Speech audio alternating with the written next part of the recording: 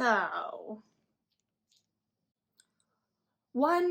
the cicadas are out tonight, and I'm filming at night, so they're going to be screaming into the void, and honestly, that may be the proper sentiment for this video. This book, when I previewed it or talked about it in the anticipated video, I talked a little bit about my kind of personal history with Moshfegh as a reader. So this is Lapvona by Otessa Moshfegh. Her biggest book is My Year of Rest and Relaxation, and before that, Eileen. I personally like Homesick for Another World, her short story collection, or some of her shorter fiction better because she plays with very complicated, flawed, unlikable people, and so it gives us a more condensed time with them and makes it a little bit more bearable. So this book isn't long, it's just over 300 pages.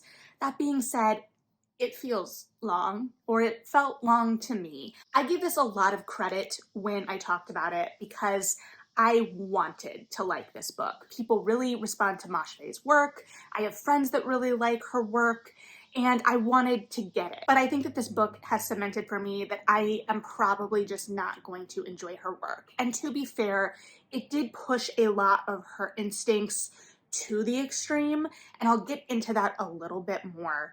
But it took all of her instincts, or the things that I, as a reader, had the most trouble with or have had the most trouble with in the past, and like amped it up times 10. And unfortunately, that just didn't work. So it's historical fiction, and it takes place over the course of a year and is separated into seasons. And we're following Merrick, the son of the local shepherd, and following him as he gets kind of thrown in with the lord of this land, Lapvona. And the jacket seemed to indicate more of a structure and a propulsion and a through line than there really was. And I was personally very drawn to this little bit that said, "New and occult forces arise to upset the old order," which I guess technically, but I think the copywriter and I have much different ideas of occult and how that plays into fiction. I could have seen her as a writer that really plays with the darkness and the absurd and the extreme and the grotesque, really leaning into the occult possibility there. And while there were bits of the odd and definitely the grotesque, which we will get into, it wasn't the same instinct I was interested in seeing her explore, and it wasn't the occult side, the weird side, wasn't pushed as much as the grotesque side. And on top of that, there was not a whole lot going on. I had a sense when I read the blurb that there was some kind of conspiracy and some kind of secret being held from the villagers and some kind of active movement to this, and there wasn't. There was a secret, I will give that, but it was more the kind of expected, like, the Lord is holding all of this power and money and resources, and the bandits that are sweeping through the town are actually hired by the Lord to do that and to keep the people in line. But no one was likable, and I don't think everyone has to be likable, but there was just such a revelry in the flaws and in the gruesomeness and the grotesque. As I said, grotesque is going to be, I think, a word that I repeat, disgust as well, unfortunately. And to be fair, I think disgust was intentional and what I was supposed to be feeling, but it was pretty extreme. I would say check your content warnings for sure. There is a lot, as well as some really visceral imagery that is very just discomforting. It made me uncomfortable. Again, I think to a certain extent success because it did, but to what end? Because the book isn't really exploring anything but the idea that we all have these kind of base, awful urges and instincts, and the corruption of power, and also kind of like the stupidity of the base human experience. There's not a lot of hope in this novel, and I'm not looking for something inspiring from Moshfegh, to be clear, but it's very cynical, and at its heart, there isn't like a why. And so there's a very clear worldview there that I think some will respond to, that kind of futility of life and kind of contrasting it with the current moment, the current circumstance, I think there is something there, but the way it was executed just didn't work for me. I have talked before about kind of books in the literary sphere, especially, that seem to really focus on the gruesome and the grotesque for shock value, that kind of relish the discomfort and the really disturbing imagery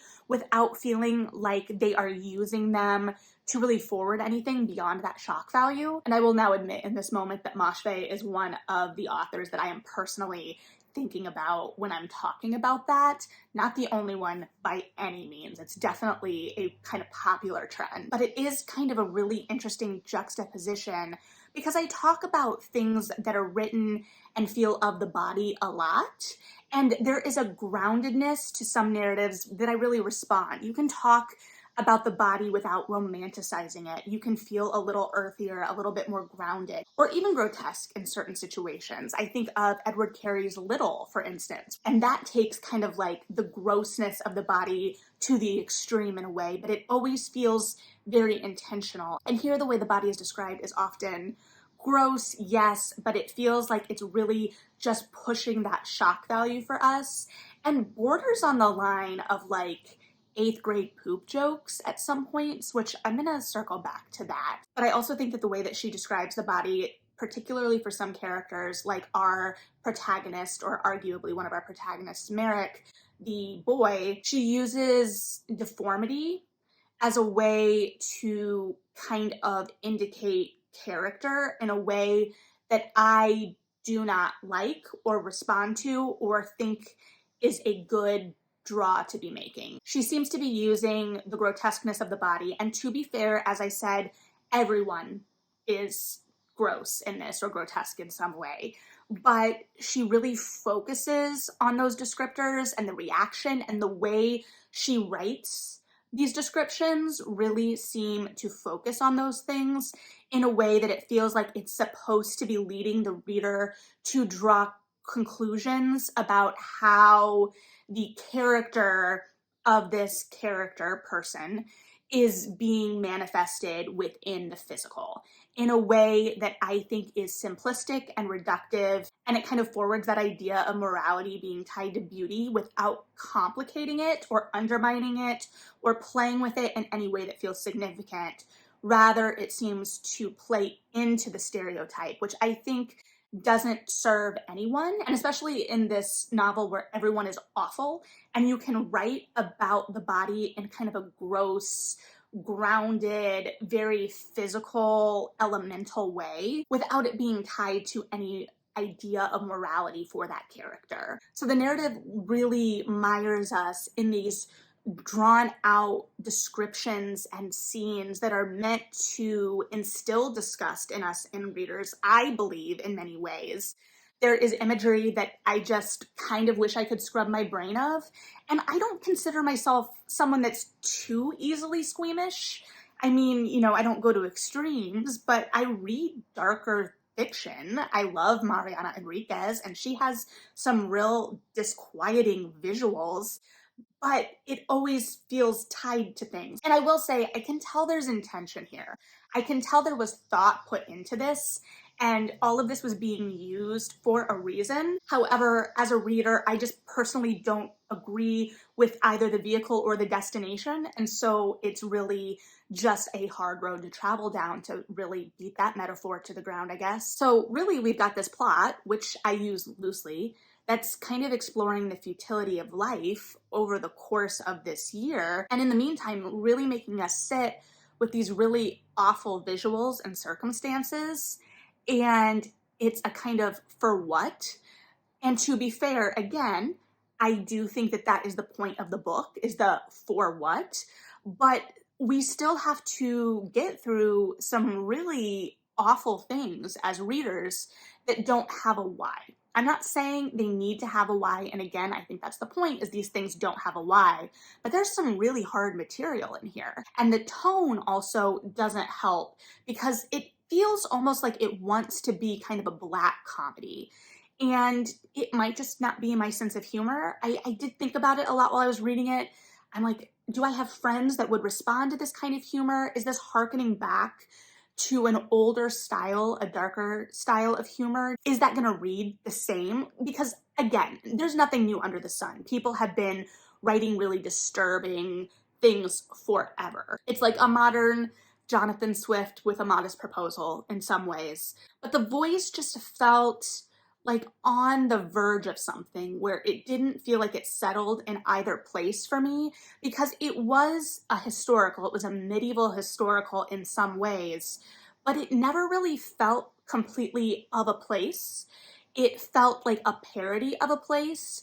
In some ways, it felt like it was reminiscent to me as a reader of Fool by Christopher Moore, and that kind of Christopher Moore type of comedy. And if you weren't reading Christopher Moore at the height of Christopher Moore, like very kind of quintessential 2000s humor, I don't know how well that will have held up. And even by Fool, which was his King Lear kind of parody, so the medieval parallels are a little bit more there than some of his other work, it started to feel a little tired. So here we have that kind of base, it felt like, without the actual jokes. Rather, the grotesqueness of these characters and their circumstances and the absurdity of the circumstances was supposed to be, I assume, the kind of black humor, the kind of so what, that kind of cynical worldview. But there were also no punchlines, which, to be fair, with the amount of abuse and dark material here, I'm glad we weren't trying to totally make light of it, but at the same time, the tone already felt like we were making light of it in many ways. And I, as a reader, didn't respond well to that.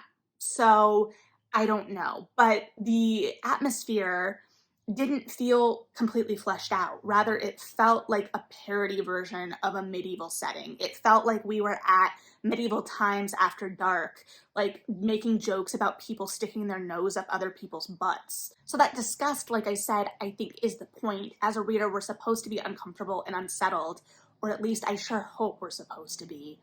But to what point?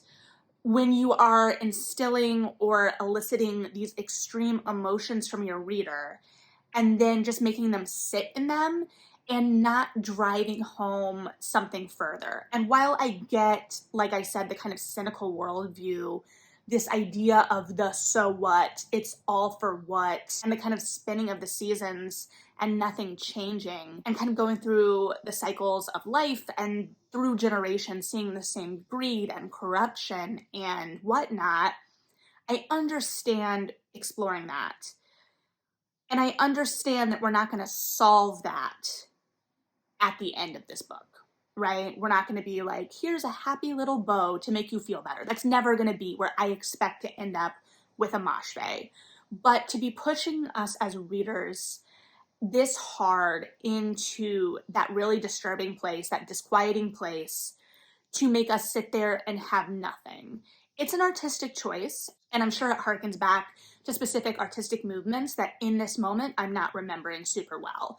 I'm telling you, I guess, that that is not an artistic movement I'm really interested in. And again, I don't need to be left with answers. I don't need a feel-good story. I kind of like open-ended and unknown. But here it is so futile and frustrating. It feels a little bit like Godot in its futility and its frustration. And I personally don't like waiting for Godot. All my theater friends can come at me as they want because I know you like it and I respect that for you. But this is a worse, like, grosser version of that. And it is really leaning in to basically anything you would need a content warning for. And it never settles and lets the reader kind of reckon with the thing before moving on to the next. And we don't really sit with any of the characters for too long either before kind of moving through them to be able to show the next shocking and upsetting thing. And so while I don't need to see character growth or change, we see a little bit of change in Merrick, arguably. But yeah, I didn't like this book. This is unarguably my least favorite read of the year. So I don't know. And I'm not judging anyone that this worked for, to be clear, because I can see the artistic instincts and kind of what is working underneath of this. I just don't, as I said, personally agree that the ends justify the means, because I think the narrative is relying a lot on that ugly shock value rather than really even exploring kind of the depths of human depravity any deeper than that kind of surface level parody, but that parody without the punchline. So maybe it's just a darker humor that I am able to pick up on, but I didn't find it funny. And you might be like, Melody, why did you finish then? And that is an excellent question that I cannot answer you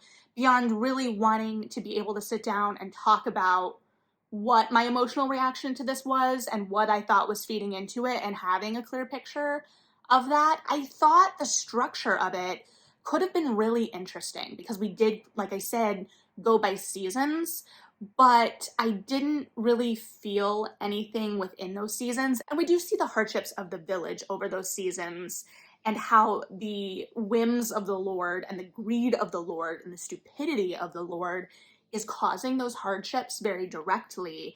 And at the same time, not a whole lot changes between seasons, which I also understand and think could really work, because this idea of nothing really changing day in, day out over the course of the seasons then, or arguably even now sometimes, I can see the instinct of that being something really interesting. I just didn't like how it was executed. It was disturbing and disgusting, and it also felt mean in a lot of places. And I'm okay with making fun of those that are in power, those that are corrupt, punching up. And I think that the kind of greed and corruption that was shown from those in power in the book was juxtaposed by the kind of everyday layperson with this kind of sanctimony and this idea that they derived power over those that had power over them because they led better, pure, more upright lives. And so that there was a sense of moral superiority there. And I think that that is an interesting conversation to be had. And I think we can have that conversation even in parody. And I think that's a current kind of conversation and moment we're in that could be really illuminated by the historical setting, and that would kind of emphasize that a little bit more. I think there was potential there, and I think it got caught up in the grotesque, in the disgust, in pushing to the extremes of what we could do everywhere else and with those descriptions. And I think that some of the other potential of the voice of this got lost in that. And ultimately, to my reading, it didn't really explore anything successfully. Rather, it was an exercise in how much disgust it could elicit from the reader. Or I guess, I don't know, if you got something other than disgust from that, I would be interested in hearing about that. If you've read this, I would very much be interested to hear your reactions if they were as visceral as mine were. And again, I'm struggling with that too, to a certain extent, because like I said, on a certain level, being able to elicit that much of an emotional reaction is a success in and of itself. But I don't want to hand the win to this because I don't know to what point. I don't know, but we now enter the period of me diligently working to forget this book. So we'll see how that goes. Again, I want to hear your thoughts on this if you've read it. Thanks for hanging out and listening to me kind of babble and try and make sense of this and try to give credit to this when I was very much I did not enjoy this book or this reading experience. So do with that what you will. Let me know your thoughts. Thanks for hanging out. Read something good. And yeah, bye.